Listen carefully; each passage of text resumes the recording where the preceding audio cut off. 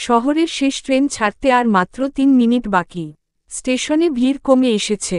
তন্ময় প্ল্যাটফর্মে দাঁড়িয়ে হাওয়ায় হাত রুকিয়ে রাখছিল, শীত ছিল বলে নয়, বরং তার বুকের ভিতরের কাঁপুনিটা লুকোতে। তার হাতে ছোট্ট একটি চিঠি। ঠিক ৬ বছর আগে এই স্টেশনেই চিঠির বদলে ছিল একটা প্রতিশ্রুতি। আমরা একদিন একসাথে ট্রেনে চড়ে দূরে চলে যাব। তখন তারা ছিল কলেজের ২ জন সাধারণ ছেলে, মেয়ে তন্ময় আর মেঘলা। মেঘলা চলে গিয়েছিল বিদেশে পড়তে। প্রথমে ফোন, মেসেজ, ভিডিও কল সবই ছিল, কিন্তু ধীরে ধীরে ব্যস্ততার কুয়াশায় হারিয়ে গিয়েছিল যোগাযোগ। আজ হঠাৎ মেঘলার মেসেজ, আজ রাতের শেষ ট্রেনে আসছি। তুই থাকবি? ট্রেনের বাঁশি বাজল। তন্ময়ের বুক ধকধক করছে। দূরে, দরজার পাশে, মেঘলা দাঁড়িয়ে।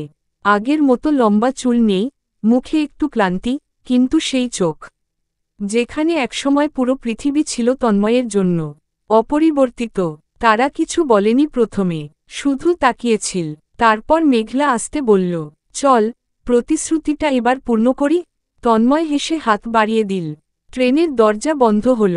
প্ল্যাটফর্ম পিছনে চলে যেতে লাগল। কিন্তু তাদের প্রতিশ্রুতি আর কখনো পিছিয়ে থাকল না। আপনি চাইলে আমি এর একটি আরও আবেগী ও সিনেমাটিক ভার্সন লিখে দিতে পারি।